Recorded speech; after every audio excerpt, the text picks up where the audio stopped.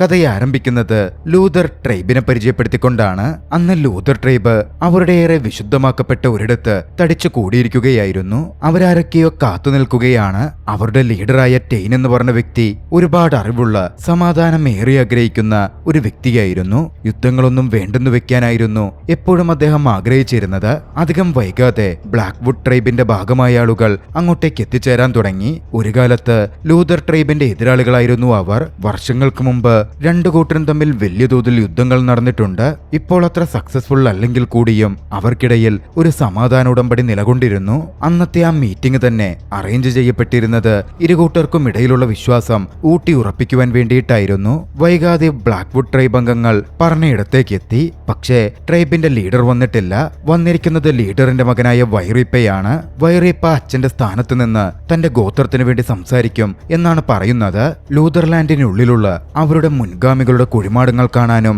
ആദരം അർപ്പിക്കാനുമാണ് തങ്ങളെത്തിയത് എന്ന് വൈറീപ്പ അവരോട് പറഞ്ഞു. ടെയിനതിന് സമ്മതിച്ചു. പക്ഷേ വളരെ കൃത്യമായ ട്രൈബൽ റൂളുകളുണ്ട്, അതവർ പാലിക്കണം എന്നും ആവശ്യപ്പെട്ടു. ആ ഒരു പ്രദേശം വളരെ വിശുദ്ധമായതായിട്ടാണ് കണക്കാക്കപ്പെടുന്നത്. അനുവാദമില്ലാതെ ആർക്കും അകത്തേക്ക് പ്രവേശനം പോലുമില്ല.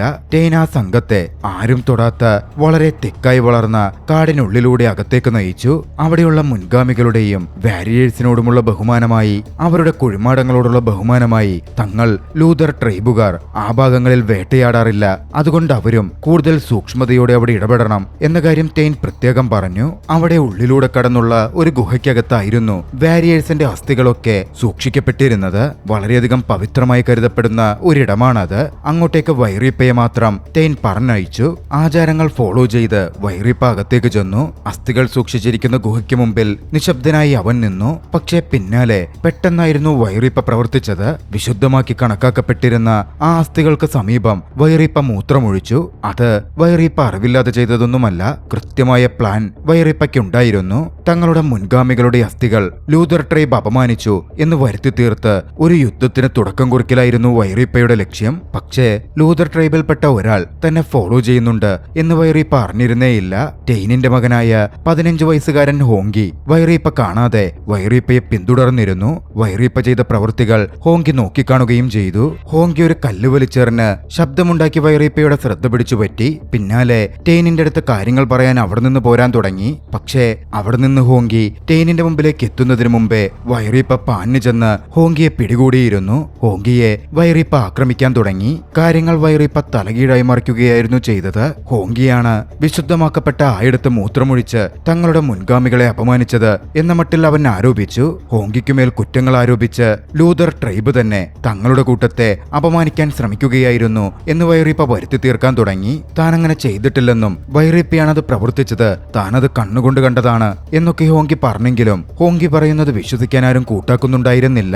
ടെയിനിന് തന്റെ മകൻ പറയുന്നതാണ് സത്യം എന്നറിയാമെങ്കിലും വൈറീപ്പ യുദ്ധത്തിന് ആഹ്വാനം കൂട്ടുന്ന കണ്ടതും വെറുതെ ഒരു പ്രശ്നമുണ്ടാക്കണ്ട എന്ന് കരുതി ഹോങ്കിയെ കുറ്റക്കാരനാക്കി ടെയിൻ ആ പ്രശ്നം പരിഹരിക്കാൻ ശ്രമിച്ചു. ഹോങ്കിക്ക് എന്ത് ശിക്ഷ വേണമെങ്കിലും നൽകാമെന്നും മരണശിക്ഷ പോലും വിധിക്കാമെന്നും ടെയിൻ വൈറീപ്പയോട് പറഞ്ഞു. പക്ഷെ വൈറീപ്പ അടങ്ങുന്നേ ഉണ്ടായിരുന്നില്ല. യുദ്ധം ഒഴിവാക്കാനേ പറ്റുന്നതല്ല എന്ന മട്ടിൽ രോഷത്തോടെ പറഞ്ഞ് തന്റെ സംഘാംഗങ്ങളെയും കൂട്ടി വൈറീപ്പ അവിടെ നിന്ന് പോയി. ടെയിൻ തന്റെ വീട്ടിലേക്ക് എത്തി. ആ സമയം ഹോങ്കിയും കൂടെയുണ്ട്. ഹോങ്കിക്കടുത്ത് ടെയിൻ സംസാരിച്ചു. മോനെ, എനിക്ക് വിശ്വാസമില്ലാഞ്ഞിട്ടല്ല. വൈറീപ്പ ആദ്യമേ മുതലേ വന്നത് യുദ്ധമോഹത്തോടെയാണ് എന്ന് ഞാൻ മനസ്സിലാക്കിയിരുന്നു. പക്ഷേ അവിടെ വെച്ച് ഒരു യുദ്ധം അവസാനിപ്പിക്കാൻ പറ്റുമെങ്കിൽ അതല്ലേ നല്ലത്. അതുകൊണ്ടാണ് ഞാൻ അത്തരത്തിൽ പറഞ്ഞതുപോലും. സമാധാനത്തിലൂന്നി മുമ്പോട്ടു പോകാൻ വൈറീപ്പയ്ക്ക് ഉദ്ദേശമൊന്നും ഉണ്ടായിരുന്നില്ല. എനിക്കത് പണ്ടേ അറിയാമായിരുന്നു. കൂട്ടത്തിൽ ടെയിൻ തന്റെ ഒരു ആശങ്ക കൂടി പങ്കുവെച്ചു. കിഴക്ക് ഭാഗത്ത് എല്ലാവരും വിശ്വസിക്കുന്ന, ശാപം കിട്ടിയെന്ന് കരുതപ്പെടുന്ന ഒരു വലിയ കാടുണ്ട്. ആ കാടിനുള്ളിലേക്ക് പോയ വലിയൊരു ഗോത്രം തന്നെ ഇല്ലാതാക്കപ്പെട്ടു എന്നാണ് വിശ്വസിക്കപ്പെടുന്നത്. അവിടെ ഒരു മോൺസ്റ്റർ ജീവിക്കുന്നു എന്നും ഏവരും വിശ്വസിക്കുന്നുമുണ്ട്. വൈറീപ്പയും സംഘവും അങ്ങോട്ടേക്കാണ് പോയത് എന്നാണ് ഞാൻ കരുതുന്നത്. ടെയിൻ ഒരു ദീർഘനിശ്വാസത്തോടെ പറഞ്ഞു. പക്ഷെ അന്ന് രാത്രിയിൽ ലൂതർ ട്രൈബ് ഒട്ടും വിചാരിക്കാത്തത് സംഭവിച്ചു.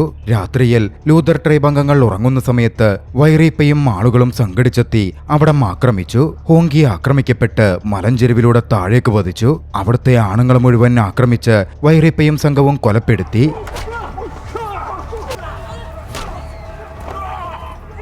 ടെയിനിന്റെ തലയടക്കം അവർ വെട്ടിയെടുത്തു. അങ്ങോട്ടേക്ക് വന്നപ്പോൾ വൈറീപ്പയുടെ ലക്ഷ്യം തന്നെ അതായിരുന്നു. ലൂതർ ട്രൈബിനെ മുച്ചൂടും നശിപ്പിക്കുക, അവരുടെ ഇടം പിടിച്ചെടുക്കുക.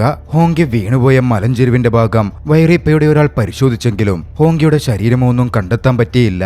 അക്കാര്യം അയാൾ തിരികെ വന്ന് വൈറീപ്പയോട് പറഞ്ഞു. അവൻ കൊല്ലപ്പെട്ട് കാണും എന്നായിരുന്നു വൈറീപ്പയുടെ അഭിപ്രായം. തന്റെ സംഘത്തെയും കൂട്ടി വെട്ടിയെടുത്ത ടെയിനിന്റെ തലയുമായി വിജയശ്രീ ലാളിതനായി വൈറീപ്പ അവിടെ നിന്ന് പോയി. പിറ്റേന്ന് പുലർച്ചെ ആക്രമണത്തിൽ മലഞ്ചെരുവിലേക്ക് വീണ ഹോങ്കിക്ക് ബോധം തെളിഞ്ഞിരുന്നു. ഹോങ്കി എഴുന്നേറ്റ് തന്റെ ഗോത്രത്തിലേക്ക് കയറി ചെന്നു. അവിടെ എല്ലാവരും കൊല്ലപ്പെട്ട് കിടക്കുന്നു. അവശേഷിക്കുന്നത് ഒരു മുത്തശ്ശിയും ചില സ്ത്രീകളും മാത്രമാണ്.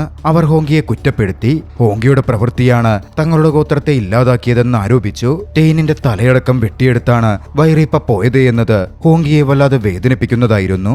അങ്ങനെ അവിടെ നിൽക്കാൻ ഹോങ്കിക്ക് തോന്നിയില്ല. തന്റെ കുടിലേക്ക് കയറി ചെന്ന് ഹോങ്കി ആയുധങ്ങൾ എടുത്തു.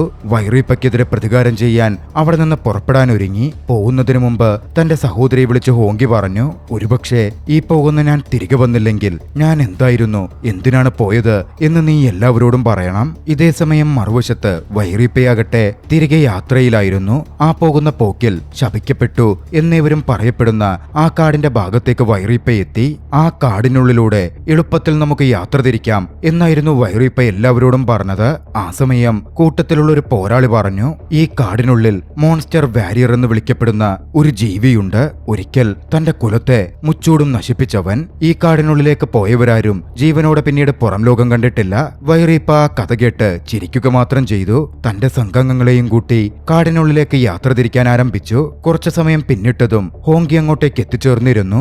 വൈറീപ്പയും സംഘവും പോയ വഴി കാടിനുള്ളിലൂടെയാണ് എന്ന് ഹോങ്കി മനസ്സിലാക്കി. ഹോങ്കി കാടിനകത്തേക്ക് അവരെ പിന്തുടർന്ന് പോവാൻ തുടങ്ങി. മോൺസ്റ്റർ വാരിയർ എന്നറിയപ്പെടുന്ന വ്യക്തി യഥാർത്ഥത്തിലുള്ള വ്യക്തിയാണെന്നും അയാളുടെ സഹായത്തോടെ അയാളോട് അപേക്ഷിച്ച് വൈറീപ്പയ്ക്കും അയാളുടെ സംഘത്തിനുമെതിരെ പ്രതികാരം ചെയ്യാം എന്നൊരു പ്രതീക്ഷയും ഹോങ്കിക്കുണ്ടായിരുന്നു. അങ്ങനെ ആ കാടിനുള്ളിലൂടെ ഹോങ്കിയും യാത്ര ചെയ്യാൻ തുടങ്ങി. രാത്രിയെടുത്തപ്പോൾ അവനെ ഞെട്ടിച്ചുകൊണ്ട് സുന്ദരിയായ ഒരു സ്ത്രീ അവന്റെ അടുത്തേക്ക് വന്നു. ഹോങ്കി അല്പം ഭയപ്പെട്ടിരുന്നു. കാടിൽ നിന്ന് വേഗം നീ പുറത്തു പോകുന്നതാണ് നല്ലത്, അന്നാ ലേഡി അവനെ വാൺ ചെയ്തു. പക്ഷേ ഹോങ്കി പറഞ്ഞു, എനിക്ക് മോൺസ്റ്റർ വാരിയറിനെ കാണണം. അതിനാണ് ഞാൻ ഈ കാടിനുള്ളിൽ കടന്നതും ഇവിടെ കാത്തു നിൽക്കുന്നതും. ഹോങ്കിയുടെ ആ ധൈര്യം ആ ലേഡിക്ക് ഇഷ്ടപ്പെട്ടിരുന്നു. ആ ലേഡി അവനെയും കൂട്ടി കാടിനുള്ളിലുള്ള ഒരു ചെറിയ കുടിലേക്ക് പോയി. കുടിനുള്ളിൽ മക്കോറെ എന്ന് പേരുള്ള പ്രായമേറിയ ഒരു വാരിയറെ അവൻ കണ്ടുമുട്ടുകയാണ്. പിന്നാലെയാണ് അവൻ മനസ്സിലാക്കുന്നത് മോൺസ്റ്റർ വാരിയർ എന്ന് ഏവരും വിളിക്കുന്നത് മക്കോറയെയാണത്രേ. മക്കോറയുടെ മുഖത്ത് കുറേയധികം മുറിപ്പാടുകൾ ഉണ്ടായിരുന്നു. മുഖം എപ്പോഴും ദേഷ്യത്താൽ നിറഞ്ഞിരുന്നു. ആളൊരുപാട് പവർഫുള്ളാണ് എന്ന അയാളുടെ പെരുമാറ്റത്തിലെ വ്യക്തമാണ്. തന്റെ കൺമുമ്പിലെത്തിയ ഹോങ്കിയെ തനിക്ക് കാണണ്ടെന്നും വൈകാതെ നിന്നെ കൊന്നുതള്ളും എന്ന മട്ടിലും മക്കോറെ പറഞ്ഞു. പക്ഷേ ഹോങ്കി ഭയന്നില്ല. ഹോങ്കി മക്കോറയോട് താൻ വന്ന കാര്യം അറിയിച്ചു. വൈറീപ്പയുടെ ചതിയെപ്പറ്റിയും പ്രതികാരം തീർക്കാൻ തന്നെ സഹായിക്കണം എന്നും ഹോങ്കി ആവശ്യപ്പെട്ടു. പിന്നാലെ നേരത്തെ കണ്ട ലേഡി കയറി വന്നു. മക്കോറയുടെ ഭാര്യയായിരുന്നു ആ സ്ത്രീ. ധൈര്യത്തോടെ ആ സ്ത്രീ മക്കോറയോട് സംസാരിച്ചു. അയാളുടെ പഴയകാലം ഓർമ്മിപ്പിച്ചു. ഗോത്രത്തെ അയാൾ ഒറ്റയ്ക്കില്ലായ്മ ചെയ്തതിനെ പറ്റിയും അതിന്റെ പാപഭാരത്തെപ്പറ്റിയും ഇപ്പോൾ ഇങ്ങനെ ഇവിടെ ഒളിച്ച് ഒറ്റയ്ക്ക് ജീവിക്കേണ്ടി വരുന്നതിനെ പറ്റിയും പാപമോക്ഷം കിട്ടാൻ ചില കാര്യങ്ങൾ ചെയ്യേണ്ടുന്നതിനെ പറ്റിയും ആ സ്ത്രീ ഓർമ്മിപ്പിച്ചു. സഹായം അഭ്യർത്ഥിച്ചു വന്ന ഹോങ്കിയെ സഹായിക്കുന്നത് ഒരുപക്ഷെ മക്കോറയുടെ പാപഭാരം ഒഴിവാക്കാൻ മക്കോറയെ സഹായിച്ചേക്കും എന്നുകൂടി അവർ പറഞ്ഞതോടെ ഹോങ്കിയെ സഹായിക്കാം എന്നൊരു തീരുമാനത്തിലേക്ക് മക്കോറ എത്തി. ഇതേ സമയം കാടിനുള്ളിലൂടെ സഞ്ചരിച്ചു കൊണ്ടിരുന്ന വൈറീപ്പയുടെ ആളുകൾക്ക് വല്ലാത്തൊരു ബുദ്ധിമുട്ട് അനുഭവപ്പെടുന്നുണ്ടായിരുന്നു. കൂട്ടത്തിലൊരു മനുഷ്യൻ അവന്റെ ആയുധത്തിൽ ഒരു കാട്ടുപല്ലിയെ കൂടി കണ്ടു. അവരുടെ വിശ്വാസപ്രകാരം അത് മോശമായൊരു സിംബലാണ്. അതിനെപ്പറ്റി ആ പോരാളി പറഞ്ഞെങ്കിലും വൈറീപ്പ അതൊക്കെ പുച്ഛിച്ചു തള്ളി ചിരിച്ചത് മാത്രമേയുള്ളൂ. അടുത്ത ദിവസമായപ്പോഴേക്കും കൂട്ടത്തിലെ ചില ആളുകൾക്ക് ഒന്നും ശരിയല്ലെന്ന് തോന്നിയിരുന്നു. തെക്കുഭാഗത്തേക്ക് പോയി കാടിൽ നിന്ന് എളുപ്പത്തിൽ പുറത്തു കടന്ന് രക്ഷപ്പെടാൻ അവർ മനസ്സുകൊണ്ട് ആഗ്രഹിച്ചു.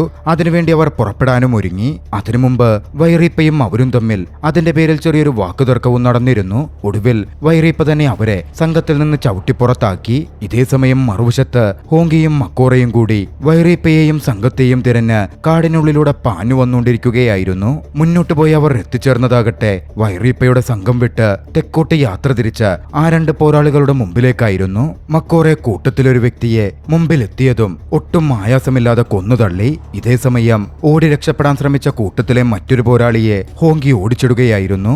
ഒടുവിൽ ഹോങ്കിയും അയാളും തമ്മിൽ കനത്ത ഏറ്റുമുട്ടൽ തന്നെ നടന്നു. തന്റെ കരുത്തുകൊണ്ട് ഹോങ്കി എതിരാളിയെ അടിച്ചു വീഴ്ത്തി. പക്ഷെ അവനെ കൊല്ലുവാൻ എന്തുകൊണ്ടോ ഹോങ്കിയുടെ മനസ്സനുവദിക്കുന്നുണ്ടായിരുന്നില്ല. അപ്പോഴേക്കും മക്കോറെ അങ്ങോട്ടേക്കെത്തി. ഒട്ടും ദയ കാണിക്കാതെ, കരുണ കാണിക്കാതെ ഒരു ഏറ്റുമുട്ടൽ എങ്ങനെ എളുപ്പത്തിൽ അവസാനിക്കണം എന്ന് മക്കോരെ ഹോങ്കിക്ക് കാണിച്ചു കൊടുത്തു. അന്ന് രാത്രിയിൽ കൊല്ലപ്പെട്ട ആ മനുഷ്യന്റെ ശവശരീര ഭാഗമായിരുന്നു മക്കോരെ ഭക്ഷിച്ചത്. ഹോങ്കി വല്ലാത്തൊരു ഭാവത്തിൽ അത് നോക്കിക്കണ്ടു.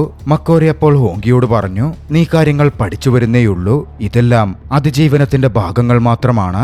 മക്കോരെ പിന്നാലെ ഒരു മനുഷ്യന്റെ പ്രഷർ പോയിന്റ്സും ഏറ്റുമുട്ടുമ്പോൾ ഒരാളെ എളുപ്പത്തിൽ എങ്ങനെ കീഴ്പ്പെടുത്താം, എളുപ്പത്തിൽ എങ്ങനെ വിജയിക്കാം, എതിരാളിയെ എളുപ്പത്തിൽ എങ്ങനെ കൊലപ്പെടുത്താം എന്ന കാര്യങ്ങൾ ഒന്നുകൂടി വിശദമായി ഹോങ്കിയെ പഠിപ്പിച്ചു കൊടുത്തു. ഒരു വാണിങ്ങോടെയായിരുന്നു പഠിപ്പിക്കൽ അവസാനിച്ചത്. ഇപ്പോൾ നീ പോയി റെസ്റ്റ് ചെയ്തോളൂ, നാളെ നമുക്ക് നമ്മുടെ വേട്ട തുടങ്ങണം. അടുത്ത ദിവസം വൈറീപ്പയുടെ ആളുകൾ സഞ്ചരിക്കുന്ന പാതയിലേക്ക് അവർ സഞ്ചരിച്ചെത്തി.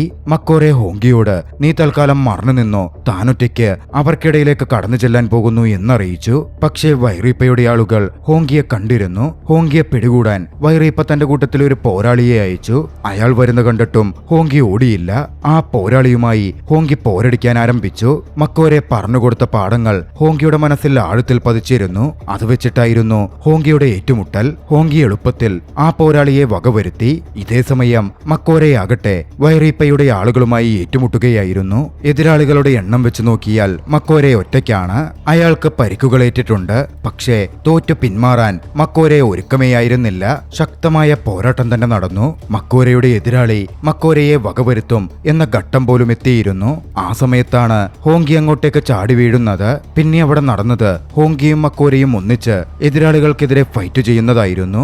ആളെണ്ണത്തിൽ അവർ കുറവാണെങ്കിൽ കൂടിയും ശക്തമായ പോരാട്ട വീര്യം കൊണ്ടും തന്ത്രങ്ങൾ കൊണ്ടും അവർ വിജയിച്ചു കയറാൻ തുടങ്ങി. ഒടുവിൽ കാര്യങ്ങൾ കൈവിട്ടു പോകുന്നു എന്ന് കണ്ടതും വൈറീപ്പ തന്റെ ആളുകളോട് പിന്തിരിഞ്ഞോടാൻ ആവശ്യപ്പെട്ടു. ഹോങ്കിയും മക്കോരയും രണ്ടുപേരുമായി എതിരിടുമ്പോൾ വൈറീപ്പയും സംഘവും അവിടെ നിന്ന് പിന്തിരിഞ്ഞോടി രക്ഷപ്പെടാൻ തുടങ്ങി. പക്ഷെ അന്നത്തെ ഏറ്റുമുട്ടൽ കഴിഞ്ഞപ്പോഴേക്കും മക്കോരെ അവശതയിൽ കുഴഞ്ഞു വീണിരുന്നു. ഹോങ്കി മക്കോരയ്ക്ക് വേണ്ട ചികിത്സാ സഹായങ്ങൾ ചെയ്തു. തന്റെ മുൻഗാമികളിൽ നിന്ന് പഠിച്ചെടുത്ത കാട്ടുവൈദ്യം ഉപയോഗിച്ചിട്ടായിരുന്നു ഹോങ്കി മക്കോരയെ ചികിത്സിച്ചത്. ഹോങ്കിയുടെ ചികിത്സാ മികവുകൊണ്ട് അധികം വൈകാതെ മക്കോര കണ്ണു തുറന്നു. മക്കോര എഴുന്നേറ്റപ്പോൾ ഹോങ്കി പറഞ്ഞു, ആരാധിച്ച് നിങ്ങൾ ആത്മാക്കളെ വിളിച്ചു വരുത്തണം. വൈറീപ്പയെയും സംഘത്തെയും കാടിനുള്ളിൽ ട്രാപ്പ് ചെയ്യാൻ അവരോട് ആവശ്യപ്പെടണം. ആദ്യം മക്കോരെ അതിന് വിസമ്മതിച്ചു. പക്ഷേ ഹോങ്കി പറഞ്ഞത് മുഴുവനായും കേട്ടപ്പോൾ മനസ്സുമാറ്റി അതിന് മക്കോരെ സമ്മതിക്കുകയാണ്.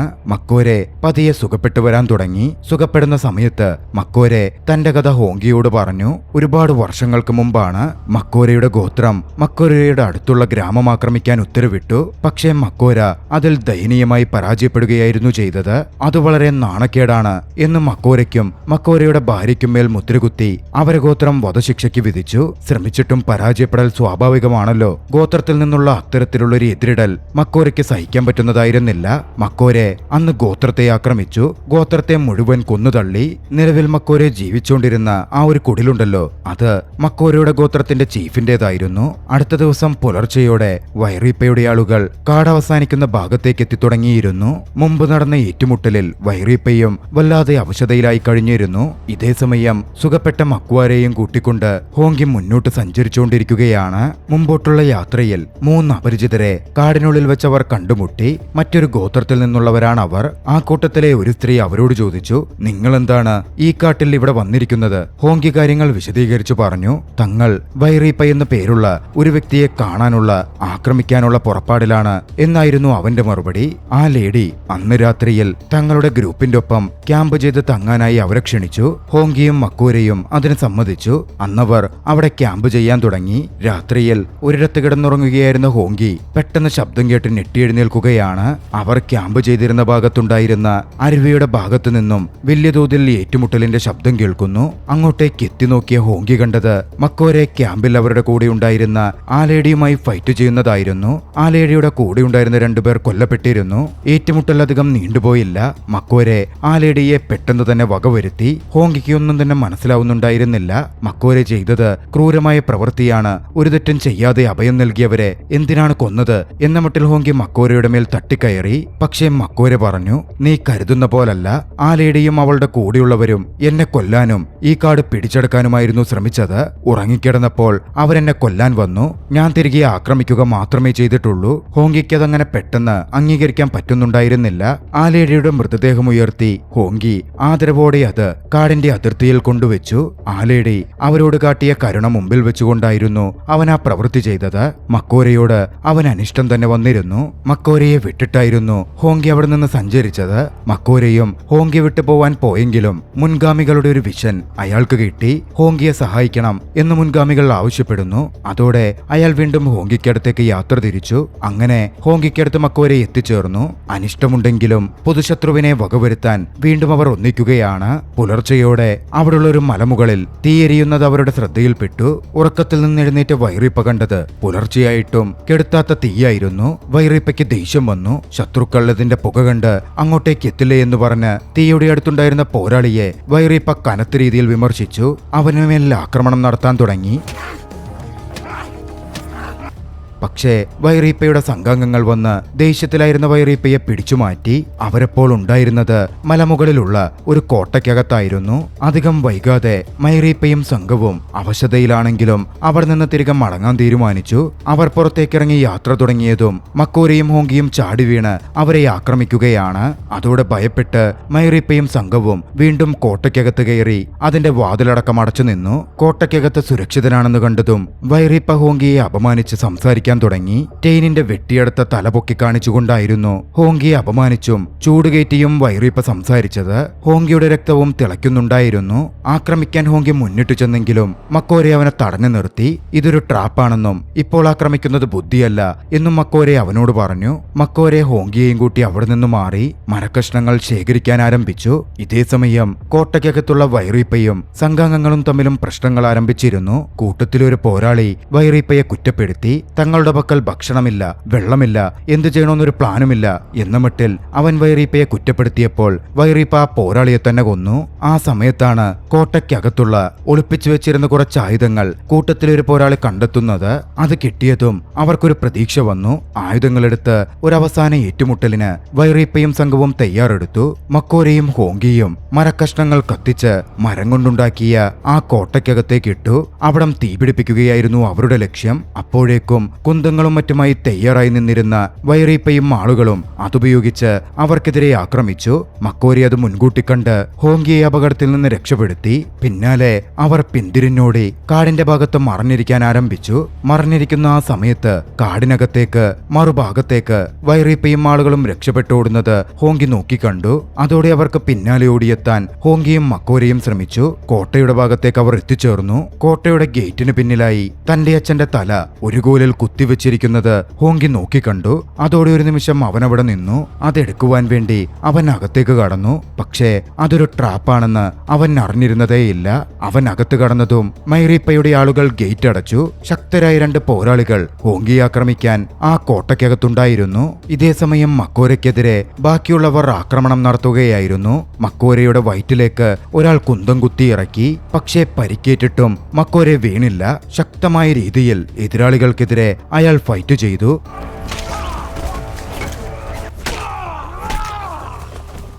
അകത്ത് ഹോങ്കി തന്റെ എതിരാളികൾക്കെതിരെ ഫൈറ്റ് ചെയ്യുകയാണ്. പിടിച്ചു നിൽക്കാൻ പറ്റാതെ കരുത്തരായ 2 പോരാളികളുടെ ആക്രമണത്തിൽ ഹോങ്കി താഴെ വീണിരുന്നു. പക്ഷേ ഹോങ്കി കൊല്ലപ്പെടുന്നതിന് മുമ്പ് തന്നെ ആക്രമിച്ചവരെ വകവരുത്തി കോട്ടയുടെ മതില് ചാടി മക്കോരെ അകത്തെത്തി. മക്കോരയും ഏറ്റുമുട്ടലിൽ പങ്കാളിയായി. ഹോങ്കിയെ ആക്രമിച്ചുകൊണ്ടിരുന്ന പോരാളികളിൽ ഒരാളെ മക്കോരെ അങ്ങ് വകവരുത്തുകയാണ്. മക്കോരെ അപ്പോഴേക്കും ആകെ അവശനായി കഴിഞ്ഞിരുന്നു. ഹോങ്കിയാകട്ടെ വൈറീപ്പയ്ക്കെതിരെ ഫൈറ്റ് ചെയ്തുകൊണ്ടിരിക്കുകയായിരുന്നു. ഹോങ്കിയെ സഹായിക്കാൻ ആ അവശതയിലും മക്കോരെ മുന്നിട്ട് വന്നു. പക്ഷേ മക്കോരെ അങ്ങോട്ടേക്ക് എത്തുന്നതിന് മുമ്പ് വൈറീപ്പ തിരിഞ്ഞ് മക്കോരയെ കടന്നാക്രമിച്ചു. ആക്രമണത്തിൽ മക്കോരെ താഴെ വീണു. അതുകണ്ട് ഹോങ്കിക്ക് സഹിക്കുന്നുണ്ടായിരുന്നില്ല. ഹോങ്കി എഴുന്നേറ്റ് വന്ന് വൈറീപ്പയോട് ഫൈറ്റ് ചെയ്തു. ശക്തമായ പോരാട്ടത്തിൽ വൈറീപ്പയെ ഹോങ്കിയടിച്ച് താഴെയിട്ടു. ആയുധം കൊണ്ട് ക്രൂരമായി പരിക്കേൽപ്പിച്ചു. ഒടുവിൽ കൊല്ലാനായി ഒരുങ്ങി നിന്നു. പക്ഷേ കൊന്നാൽ മൈറീപ്പയ്ക്ക് ലഭിക്കുക വലിയ സ്ഥാനമാനങ്ങളായിരിക്കും. ഒരു ഗോത്രത്തിനെതിരെ യുദ്ധം ചെയ്ത് വിജയിച്ച ജയിച്ച് പിന്നീട് കൊല്ലപ്പെട്ട രക്തസാക്ഷിയായ യോദ്ധാവ് എന്ന പേര് വൈറീപ്പയ്ക്ക് കിട്ടും. അവനെ പുകഴ്ത്തിയുള്ള പാട്ടുകൾ എഴുതപ്പെടും. അവനെ പിന്തുടർന്ന് വീണ്ടും യുദ്ധങ്ങൾ അരങ്ങേറും. അതൊന്നും വേണ്ടെന്ന് ഹോങ്കി തീരുമാനിച്ചിരുന്നു. വൈറീപ്പയ്ക്ക് അങ്ങനെ സ്ഥാനമാനങ്ങൾ ലഭിക്കണ്ട. ഹോങ്കി വൈറീപ്പയോട് സംസാരിച്ചു. ഇന്നു മുതൽ നിന്റെയും നിന്റെ ഗോത്രത്തിന്റെയും ജീവൻ ഞങ്ങളുടെ ഗോത്രത്തിന്റെ ഔദാര്യമാണ് എന്ന് നീ കരുതിക്കോളണം. അപമാനിതനായി നീ നിന്റെ ഗോത്രത്തിലേക്ക് ചെന്നു കയറണം. ഞാൻ നിന്നെ ജീവനോടെ വിടുന്നു. ഹോങ്കി വൈറീപ്പയോട് പറഞ്ഞു. അപമാനിതനായി വൈറീപ്പ ജീവൻ കൊണ്ട് അവിടെ നിന്ന് രക്ഷപ്പെട്ടു പോകുന്നുണ്ടായിരുന്നു. പിന്നാലെ ഹോങ്കി മക്കോരയ്ക്കടുത്ത് ചെന്നു. മക്കോരയിൽ അല്പം ജീവൻ അവശേഷിച്ചിരുന്നു. തന്റെ അവസാന ശ്വാസമെടുക്കുന്നതിന് മുമ്പ് മക്കോരെ ഹോങ്കിയോട് നന്ദി പറഞ്ഞു. ജീവിതത്തിൽ താൻ ഒരുപാട് തെറ്റുകൾ ചെയ്തു. ഹോങ്കിയെ സഹായിച്ചതിലൂടെ അതിൽ നിന്നും തനിക്ക് പ്രായശ്ചിത്തം ലഭിച്ചു. ഹോങ്കിയുടെ മുൻഗാമികൾ മരണശേഷമുള്ള ജീവിതത്തിലേക്ക് തനിക്കിപ്പോൾ വഴികാട്ടുന്നുണ്ട്. മക്കോരെ ഹോങ്കിക്ക് അതിനുള്ള നന്ദി അറിയിച്ചതിന് പിന്നാലെ അയാൾ മരണപ്പെട്ടു. അധികം വൈകാതെ ഹോങ്കി തന്റെ ഗോത്രത്തിലേക്ക് യാത്ര തിരിച്ചു. എല്ലാം തകർന്നു പോയെങ്കിലും എല്ലാം പുനർനിർമ്മിക്കാനും തന്റെ ഗോത്രത്തിന്റെ പുതിയ ഭാവി മുമ്പിൽ കാണാനും ഹോങ്കിക്ക് സാധിക്കുന്നുണ്ടായിരുന്നു. ആ ദൃശ്യങ്ങളോടെ ചലച്ചിത്രം അവസാനിക്കുകയാണ്. രസകരമായ ഈ ഒരു ആക്ഷൻ ചലച്ചിത്രം നിങ്ങൾക്കിഷ്ടമായെങ്കിൽ വീഡിയോ ലൈക്ക് ചെയ്യുക. അഭിപ്രായങ്ങളും നിർദ്ദേശങ്ങളും കമന്റുകളിൽ രേഖപ്പെടുത്തുക. കഴിയുമെങ്കിൽ ചാനൽ സബ്സ്ക്രൈബ് ചെയ്തും കൂട്ടുകാർക്ക് ഷെയർ ചെയ്തു കൊടുത്തും ഞങ്ങളെ സപ്പോർട്ട് ചെയ്യുക. അടുത്ത എപ്പിസോഡിൽ മറ്റൊരു മികച്ച ചലച്ചിത്രവുമായി നമുക്ക് കണ്ടുമുട്ടാം. അതുവരെ ബൈ.